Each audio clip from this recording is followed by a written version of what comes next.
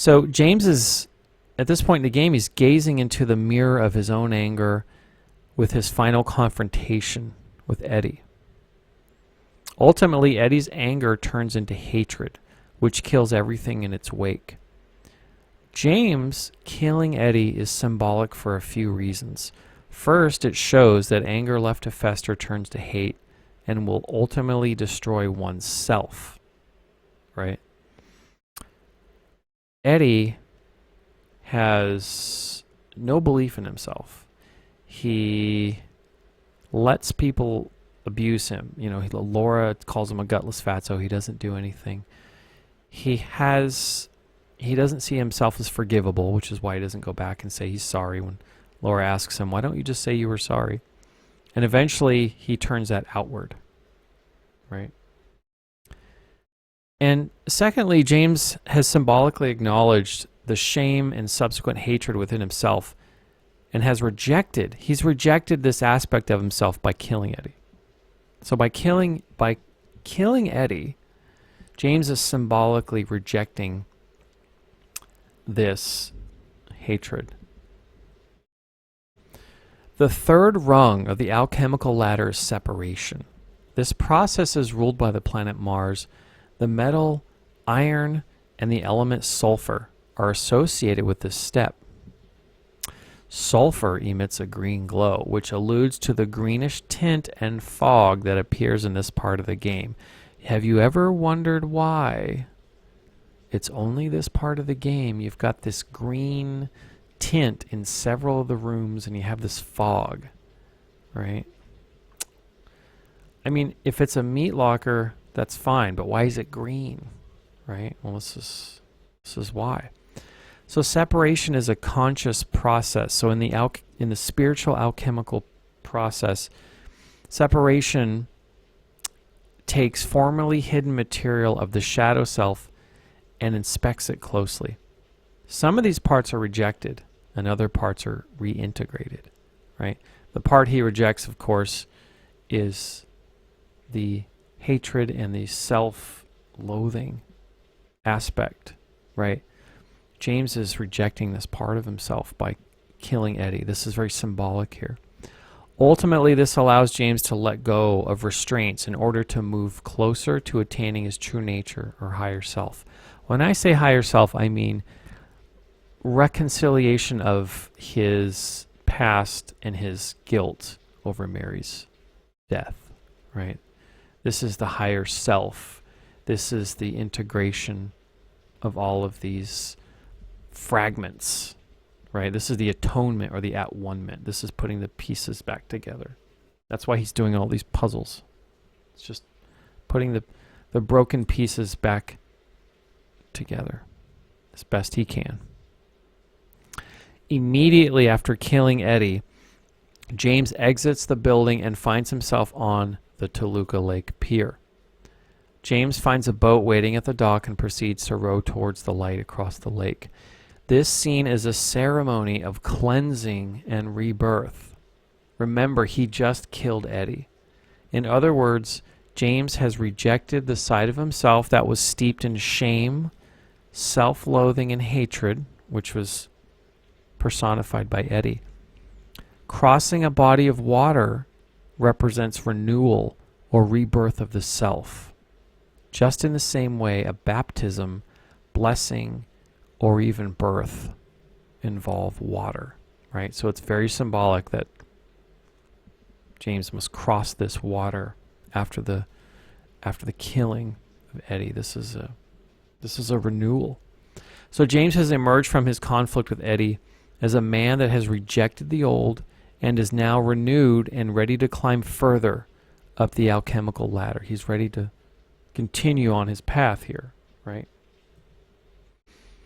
After James crosses Toluca Lake, he finds his way to the Lakeview Hotel, Mary's special place. James is still dwelling in the sorrowful hope that Mary will still be there, waiting for him. So he still has some work to do. James finds Laura in the hotel dining room, where she gives him a letter from Mary. In the letter, Mary wishes Laura a happy 8th birthday. Laura tells James that she is 8 years old.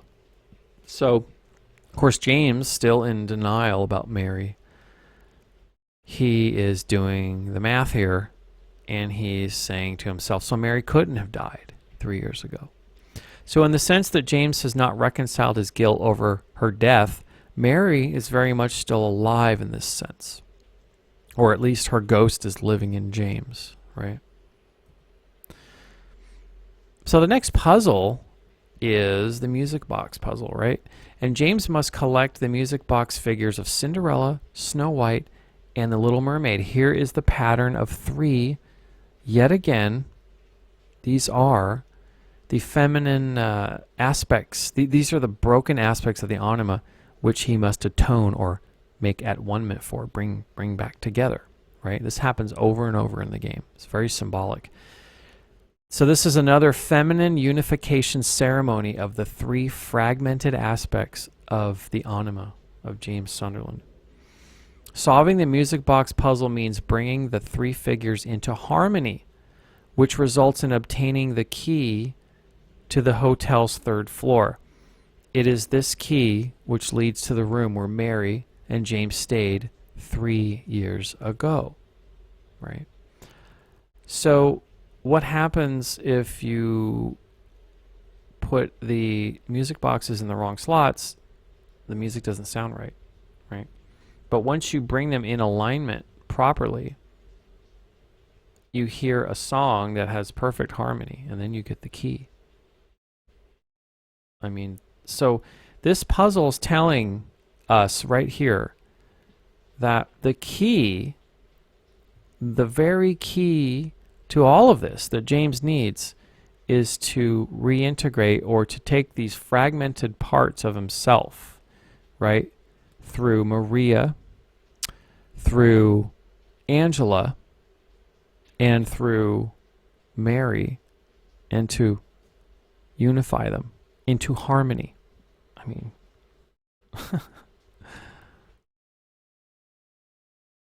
so James, after he recovers the video, he brings the tape that he recovered earlier to room 312. This is where Mary and James stayed together 3 years prior.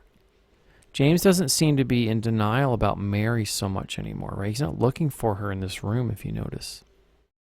Something does seem to have shifted in him a little while ago. As James watches the videotape of Mary, she comments on how peaceful and sacred Silent Hill seems.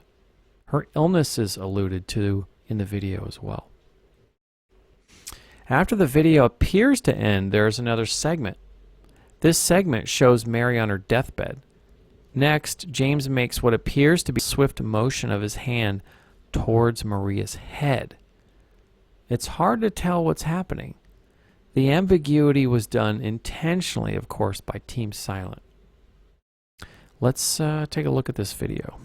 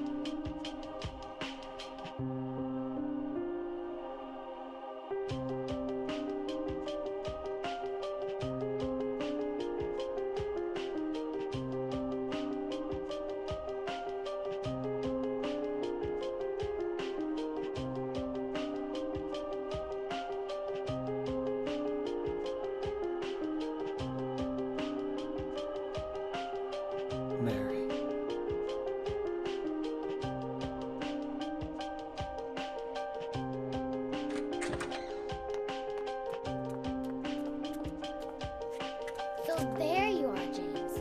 Did you get the letter? Did you find Mary? If not, let's get going on it, okay? So I'm going to stop it here